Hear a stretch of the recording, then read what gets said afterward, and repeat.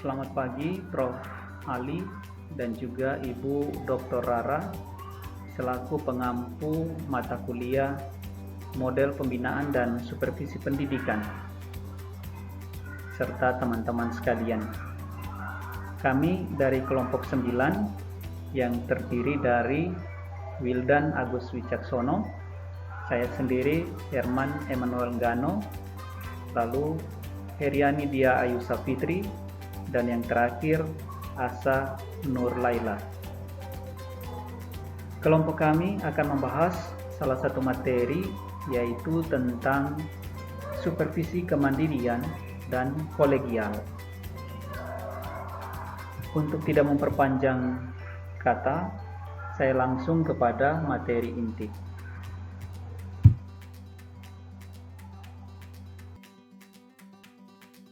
Yang pertama, supervisi kemandirian. Konsep supervisi kemandirian merupakan suatu kegiatan mengamati, mengawasi, atau membimbing dan menstimulasi kegiatan-kegiatan orang lain dengan tujuan perbaikan. Dan perbaikan itu dilakukan secara perseorangan atau individu.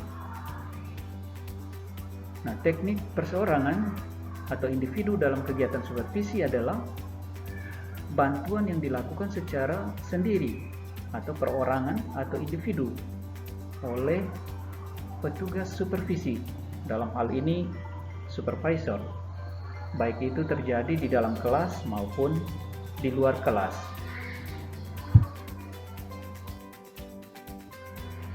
Kemudian di dalam supervisi kemandirian ada beberapa teknik yang bisa kita gunakan. Itu kurang lebih ada 5 teknik.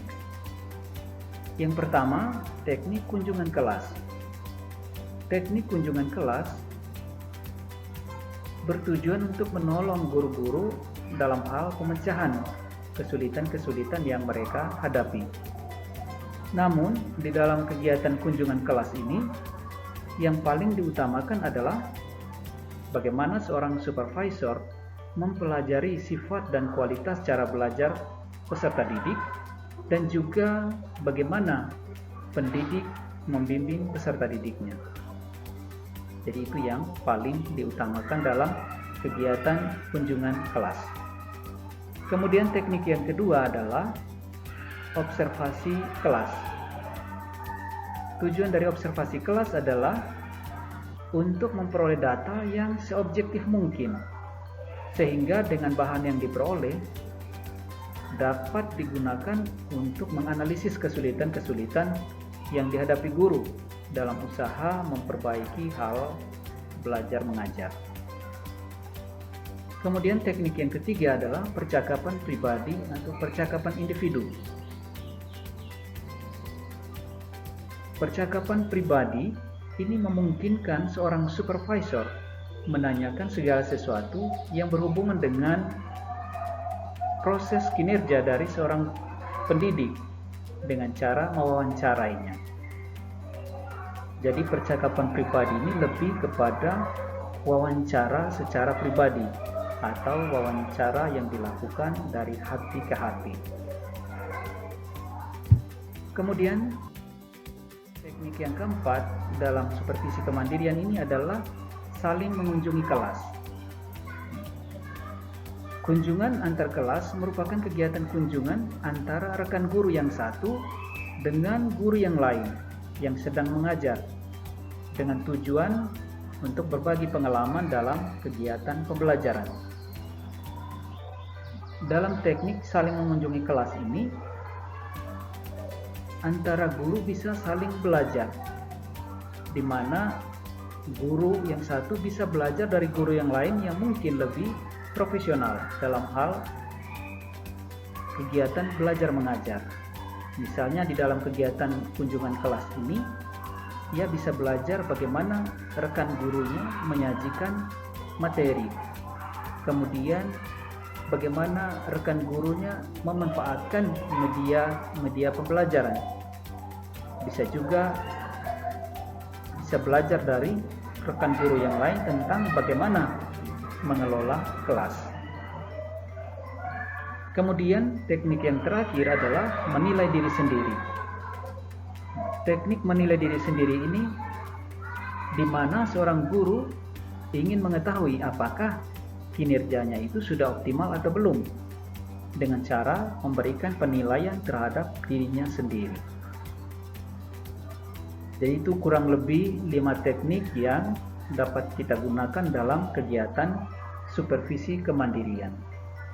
Untuk slide selanjutnya akan disampaikan oleh Mbak Asa Nurlaila. Baik, selanjutnya yaitu tahapan supervisi kemandirian. Untuk teknik yang pertama yaitu kunjungan kelas, ada 4 tahapan, yaitu tahap persiapan, observasi atau pertemuan awal. Nah, di sini biasanya supervisor akan merancang bagaimana proses supervisi yang akan dilaksanakan. Nah, kemudian tahap pengamatan atau kunjungan, yaitu di mana di tahap ini observasi berlangsung dengan mengamati proses pembelajaran di dalam kelas. Kemudian tahap akhir kunjungan pasca observasi atau pertemuan balikan, dan yang terakhir, tahap terakhir adalah tahap tindak lanjut, di mana supervisor akan memberikan feedback terkait hasil observasi yang sudah dilakukan sebelumnya. Kemudian teknik selanjutnya yaitu observasi kelas. Secara umum hampir sama dengan kunjung kelas, yaitu persiapan, pelaksanaan, kemudian penutupan, penilaian hasil observasi, dan tindak lanjut. Nah, hampir sama juga kegiatan yang dilakukan. Di tahap persiapan, supervisor akan menyusun rancangan supervisi, kemudian disampaikan kepada guru yang bersangkutan. Ketika pelaksanaan, supervisor akan melakukan pengamatan terhadap guru tersebut. Kemudian ketika penutupan akan disampaikan bahwa observasi kelas, supervisi melalui observasi kelas sudah berakhir, sehingga akan dilakukan penilaian hasil observasi. Nah, di tahap terakhir yaitu tindak lanjut, supervisor akan memberikan feedback, kritik, saran, masukan terkait dengan hasil observasi yang sudah diperoleh sebelumnya. Kemudian teknik selanjutnya yaitu percakapan pribadi. Nah, di tahap persiapan, supervisor ini akan mengumpulkan berbagai informasi tentang guru yang akan disupervisi. Selain itu, supervisor akan mengidentifikasi masalah guru dan menetapkan tujuan supervisi. Di sini seorang supervisor juga akan merancang bagaimana proses supervisi yang nantinya akan dilakukan. Kemudian tahap selanjutnya yaitu pelaksanaan, mengkonfirmasi permasalahan yang dihadapi guru dan tujuan supervisi. Jadi disampaikan ulang oleh supervisor kepada guru yang akan disupervisi. Kemudian bagaimana mengatasi masalah yang dihadapi guru dan beberapa alternatif pemecahan masalah. Nah, jadi percakapan pribadi ini seperti one-on-one konsultasi untuk mengatasi masalah secara pribadi yang dialami oleh para guru. Nah, di akhir pertemuan, supervisor akan menyepakati waktu dan tempat pertemuan untuk memecahkan masalah tersebut. Jadi berdiskusi antara supervisor dengan guru yang disupervisi untuk mencari solusi yang dirasa paling efektif dan efisien untuk memecahkan masalah yang dihadapi. Nah, di tahap akhir yaitu tindak lanjut, mereka diharapkan supervisor dan guru akan menemui kesepakatan terkait dengan solusi yang akan diimplementasikan untuk memecahkan masalah yang dialami.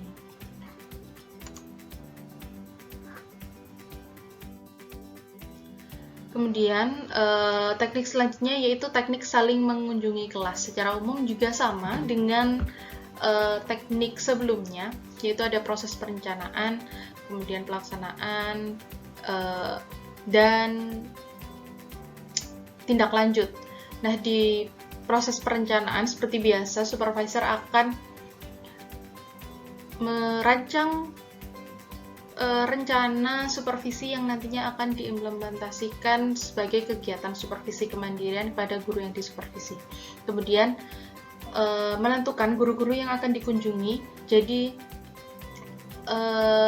supervisor akan mencari tahu guru-guru yang sekiranya memiliki kompetensi atau pengalaman yang cukup untuk membantu permasalahan dari guru yang akan disupervisi ini.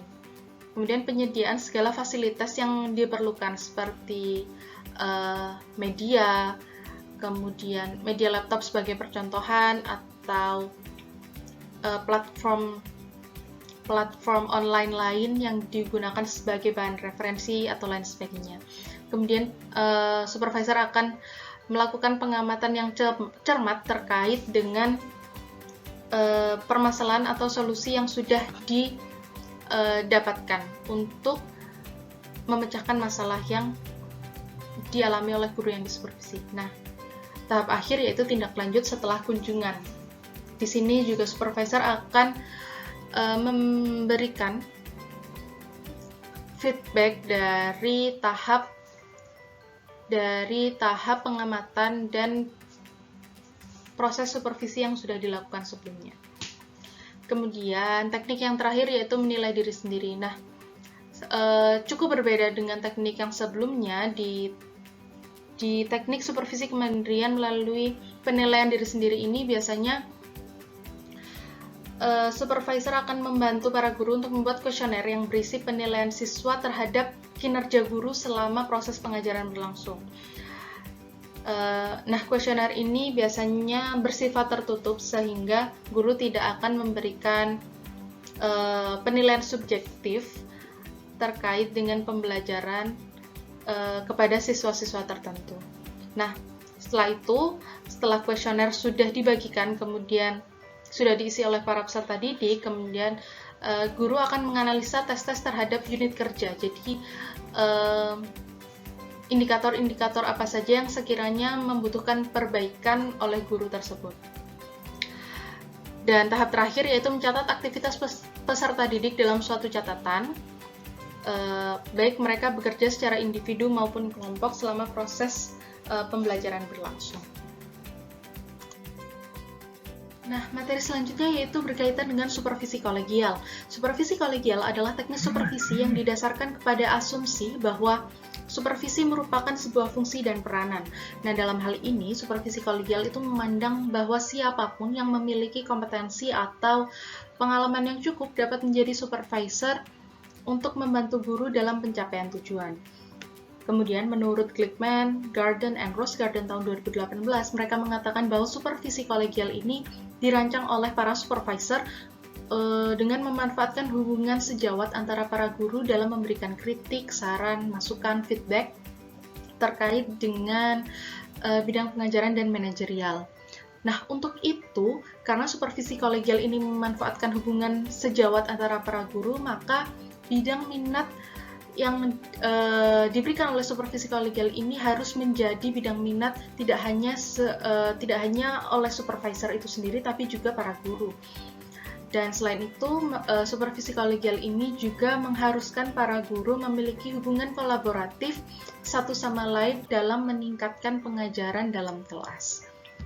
Kemudian, konsep pelaksanaan supervisi kolegial ini didasarkan dengan kolaborasi yang dilakukan melalui kelompok-kelompok kerja seperti kelompok kerja guru atau KKG, kemudian musyawarah guru mata pelajaran atau FGMP, penataran, workshop, kunjungan antar kelas, dan lain sebagainya.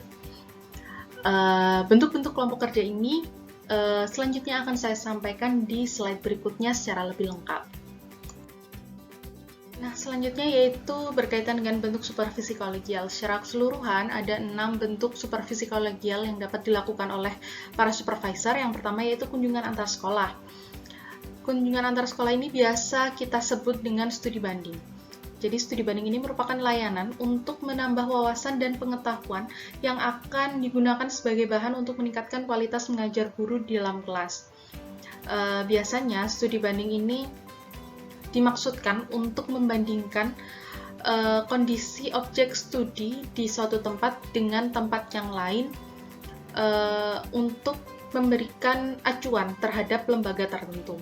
Nah, hasilnya berupa pengumpulan data dan informasi sebagai bahan acuan yang sudah saya sebutkan sebelumnya sebagai perumusan konsep yang diinginkan sehingga dapat diimplementasikan di lembaga oleh guru yang bersangkutan. Kemudian, peran studi banding ini biasanya sangatlah efektif dalam upaya mengembangkan mutu seluruh pendidik di berbagai lembaga, karena biasanya dengan melakukan studi banding ini, sebuah lembaga pendidikan dapat mengambil contoh dari lembaga pendidikan lain untuk diberlakukan di lembaga tersebut. Kemudian jika dikaitkan dengan bidang akademik, maka studi banding ini bisa dikaitkan dengan kunjungan-kunjungan guru dari sekolah A ke sekolah B, kemudian guru tersebut akan mengamati bagaimana kondisi di sekolah tempatnya studi banding dan mengambil keberhasilan-keberhasilan atau hal-hal positif lain yang kemudian dapat diaplikasikan di dalam kelas atau dalam sekolahnya. Seperti itu. Kemudian bentuk yang kedua yaitu workshop atau lokakarya. Nah, lokakarya ini merupakan kegiatan belajar kelompok yang terjadi dari sejumlah guru yang memiliki permasalahan yang relatif sama, kemudian ingin dipecahkan bersama melalui percakapan dan bekerja secara kelompok maupun bersifat perseorangan. Workshop atau lokakarya ini merupakan tempat yang di dalamnya orang-orang dapat belajar dari pengalaman atau saran orang lain dengan menemukan problema yang merintangi kelancaran suatu pekerjaan tertentu atau menghambat pencapaian tujuan untuk mencari jalan dalam menyelesaikan permasalahan tersebut dengan cara berdiskusi. Kemudian bentuk selanjutnya yaitu penataran. Pada umumnya penataran atau training diadakan oleh daerah atau wilayah yang sasarannya adalah guru bidang studi atau mata pelajaran tertentu. Nah, program penataran ini akan lebih baik jika didasarkan kepada laporan atau usulan-usulan kebutuhan-kebutuhan dari guru mata pelajaran tersebut melalui kepala sekolahnya. Kemudian dalam pelaksanaan penataran ini, seorang penatar atau pelatih menerapkan azas belajar sambil mencoba. Jadi atau biasa kita familiar dengan istilah learning by doing. Sehingga kemungkinan seorang guru menularkan hasil penatarannya kepada rekan sejawat atau ketika diimplementasikan dalam kelas akan semakin efektif dan efisien. Nah, bentuk supervisi kolegial yang selanjutnya yaitu orientasi guru baru. Pertemuan orientasi ini digunakan sebagai pengantar bagi para guru baru untuk memasuki suasana kerja yang baru. Dalam pertemuan ini, seluruh komponen di dalam lembaga akan dikumpulkan melalui kegiatan atau pertemuan yang di sana akan dijelaskan sistem kerja sekolah, kemudian proses administrasi, serta organisasi sekolah. Kemudian di akhir kegiatan akan diadakan tanya jawab yang dilakukan secara terbuka untuk memberikan pemahaman lebih lanjut mengenai kegiatan-kegiatan sekolah sehingga kemampuan para guru baru dapat teraplikasikan dengan baik selama pengelolaan kelas atau proses belajar mengajar. Nah, di dalam aplikasinya, contoh kegiatan orientasi bagi guru baru ini yaitu PIGP atau Program Induksi Guru Pemula yang sudah diatur oleh Permendiknas nomor 27 tahun 2010. Program ini bertujuan agar guru baru dapat beradaptasi dengan iklim kerja yang baru, kemudian beradaptasi dengan budaya sekolah atau madrasah sehingga mereka dapat melaksanakan pekerjaannya sebagai guru atau tenaga pendidik profesional dengan cara yang lebih efektif dan efisien. Nah, kemudian bentuk selanjutnya yaitu kelompok kerja. Secara umum, pertemuan kelompok kerja ini konsepnya hampir sama dengan workshop atau penataran. Nah, contoh pertemuan kelompok kerja ini yaitu seperti KKG atau kelompok kerja guru dan MGMP atau musyawarah guru mata pelajaran. Perbedaan dari kelompok kerja guru dan musyawarah guru mata pelajaran ini terletak pada istilah kelompok kegiatan. Setiap gugus sekolah pada tingkat sekolah dasar atau madrasah ibtidaiyah, sedangkan pada tingkat MTS atau MA, SMA, SMK biasa disebut dengan MGMP. Jadi perbedaannya hanya terletak di jenjang pendidikannya saja. Nah, kemudian kelompok kerja yang dilakukan melalui KKG atau MGMP ini bertujuan untuk antara lain selain menumbuhkan semangat dan motivasi para guru untuk meningkatkan kemampuannya, kelompok kerja ini juga dimaksudkan untuk mendiskusikan dan menemukan masalah-masalah yang guru alami selama proses pengajaran di dalam kelas. Kemudian diharapkan kelompok kerja ini dapat membantu para guru untuk memperoleh informasi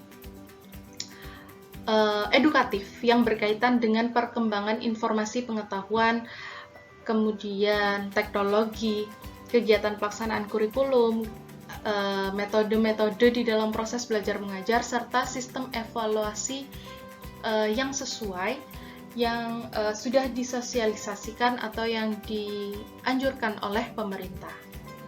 Kemudian bentuk yang terakhir yaitu lesson study. Nah, lesson study ini dapat dijadikan sebagai bahan alternatif pembinaan profesi guru, karena pada dasarnya di dalam aktivitas lesson study ini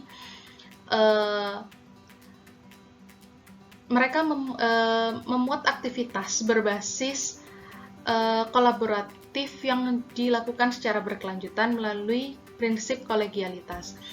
Nah, proses layanan pembelajaran peserta didik akan semakin optimal, di mana di dalam implementasi lesson study ini ada kesempatan untuk mengembangkan model, media, evaluasi, dan berbagai aspek lainnya di dalam pembelajaran. Nah, biasanya indikator keberhasilan lesson study ini dapat dilihat melalui keefektifan proses belajar peserta didik dengan 3 komponen yang terlibat, yaitu guru model, observer, dan peserta didik itu sendiri. Hal ini juga disampaikan oleh Kemendikbud pada tahun 2021 bahwa lesson study ini dapat digunakan sebagai alternatif cara untuk membimbing para guru dalam meningkatkan kompetensinya. Nah, guru model sendiri adalah guru yang bermaksud untuk menguji inovasi media atau sarana pembelajaran lain dengan mengimplementasikan solusi permasalahan dalam suatu pembelajaran. Nah, sedangkan observer adalah rekan guru atau guru pamong yang nantinya akan menguji inovasi, kemudian memberikan feedback, yang terlibat dalam suatu komunitas belajar untuk bertindak sebagai seorang pengamat, tapi juga berkontribusi dalam merancang hingga mengevaluasi inovasi tersebut. Seperti itu. Berikutnya, peserta didik dalam lesson study ini digunakan sebagai objek observasi pembelajaran yang dicermati responnya berdasarkan situasi pembelajaran yang dilakukan dan inovasi yang diimplementasikan oleh guru model.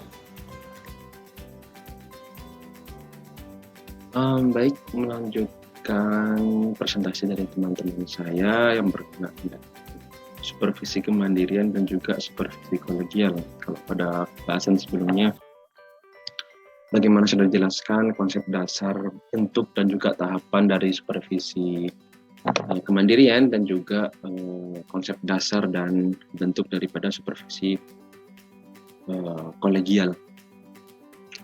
Di dalam supervisi kolegial mungkin kita sedikit bahas, kita perkuat lagi ya, bahwanya konsep supervisi kolegial adalah berbasis pada kesejawatan atau prinsip kesejawatan atau kolaborasi itu. Jadi berbagai bentuk, contoh bentuk sebelumnya itu kelompok dapat dari berbagai literatur, mungkin dari teman-teman yang lain bisa memperkaya dari literatur lain. Artinya asalkan di dalam supervisi itu menerapkan prinsip kesejawatan, itu masuk dalam supervisi kolegial. Sebagai contoh mungkin yang telah dipresentasikan oleh kelompok 8 ya, kelompok sebelum ini, bahwasanya dalam supervisi klinis pun ada menerapkan prinsip kolegial atau kolaborasi.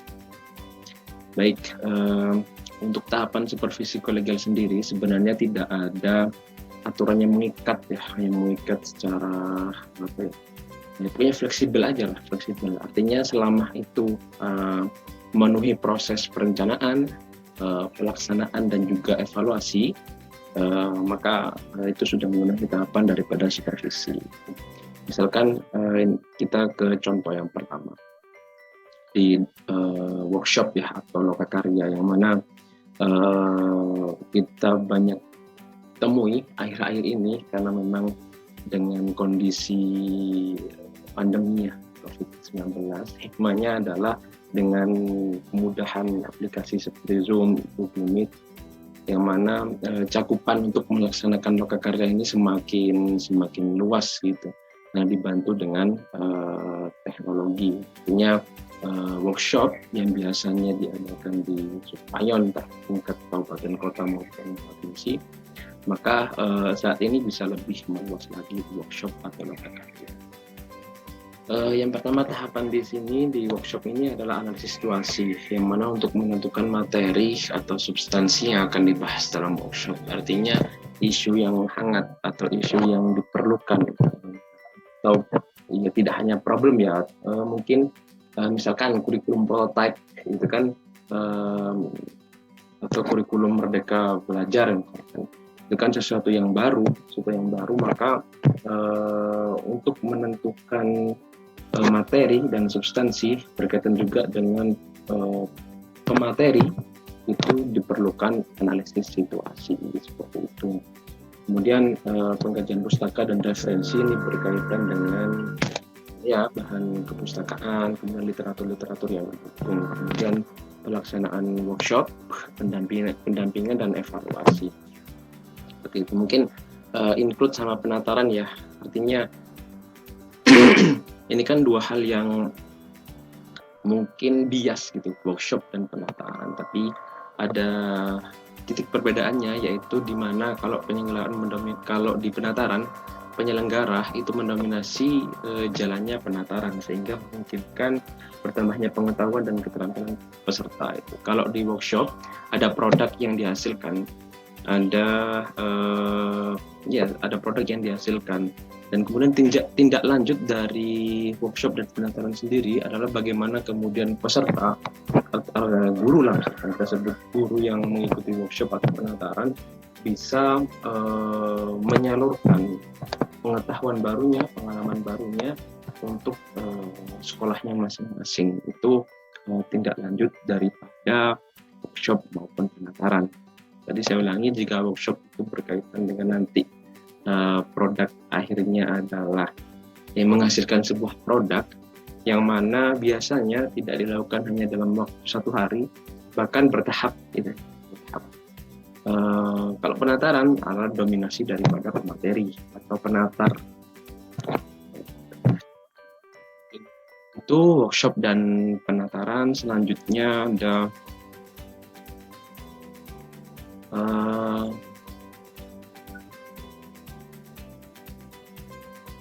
kunjungan antar sekolah, kelompok kerja, dan juga program opsi guru Papua.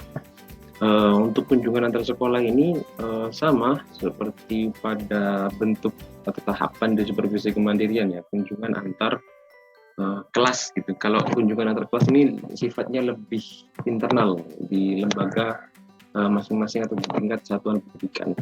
Jika kunjungan antar sekolah ini namanya antar sekolah ya, pasti sekolah A ke sekolah B gitu, sekolah B ke sekolah A, atau sekolah B ke sekolah C gitu.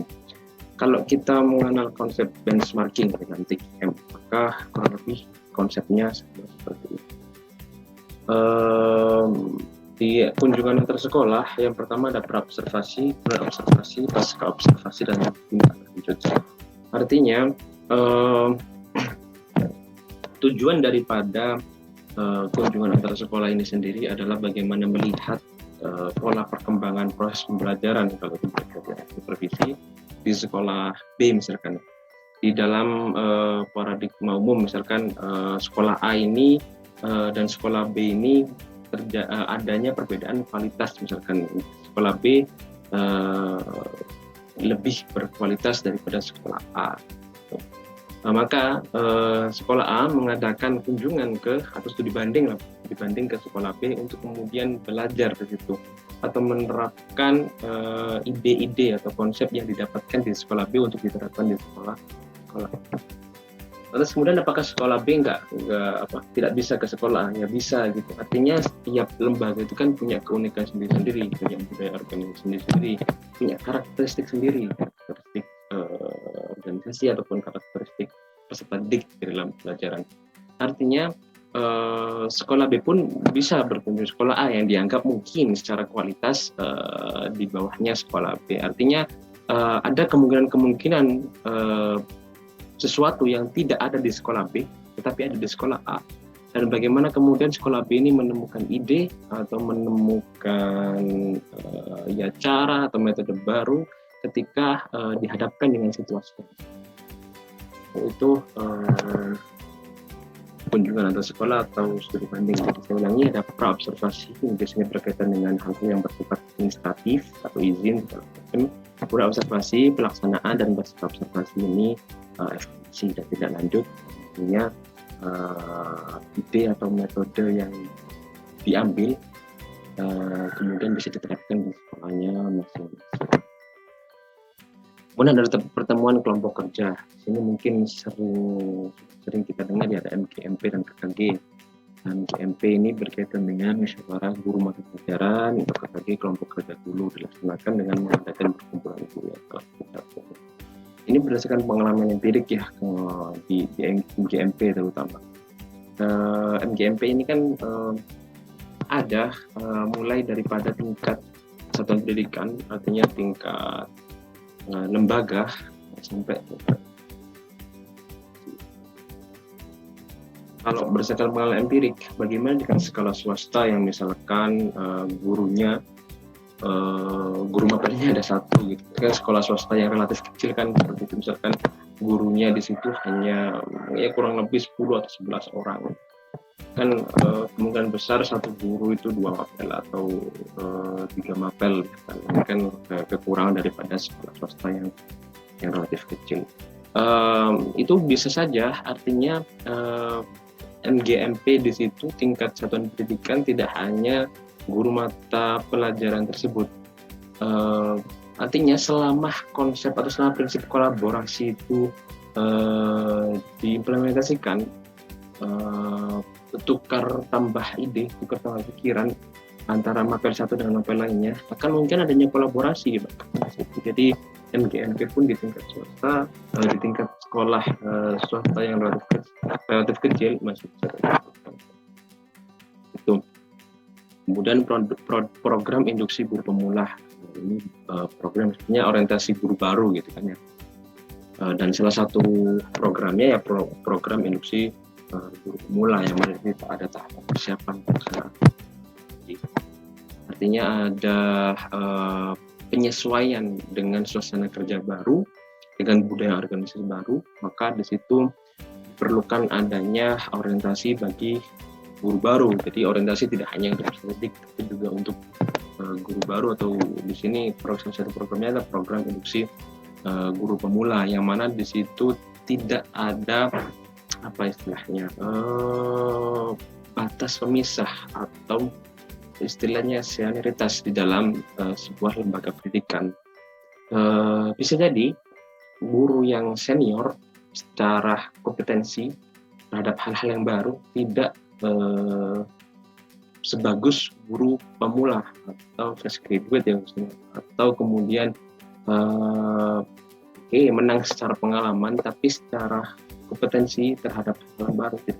Artinya di situ ada guru pemula bisa menyerap atau bisa mengambil pengalaman daripada guru senior, dengan guru junior mampu menerapkan atau menyumbangkan ide-ide atau kompetensi yang berkaitan dengan terutama teknologi pada guru. Artinya inti daripada supervisi kolegial adalah kesejawatan dan kolaboratif di dalam itu. Mungkin itu saja yang bisa kelompok sampaikan. Di sini fungsi supervisi yang entah itu fungsi pengawasan, tapi fungsi supervisi yang utama memberikan bantuan kepada lembaga pada umumnya pengajar berfungsinya agar proses pembelajaran dapat meningkat dan berdampak besar. Mungkin itu saja yang bisa kelompok sampaikan. Kurang lebihnya mohon maaf. Kritik saran sangat kita butuhkan. Jadi ini kita sama-sama belajar, terutama beliau-beliau yang memiliki pengalaman empirik lebih bisa kemudian sampaikan dalam satu diskusi. Mungkin itu saja yang bisa kami sampaikan. Mohon maaf. Wallahul muwaffiq ila aqwamit thoriq. Wassalamualaikum warahmatullahi wabarakatuh.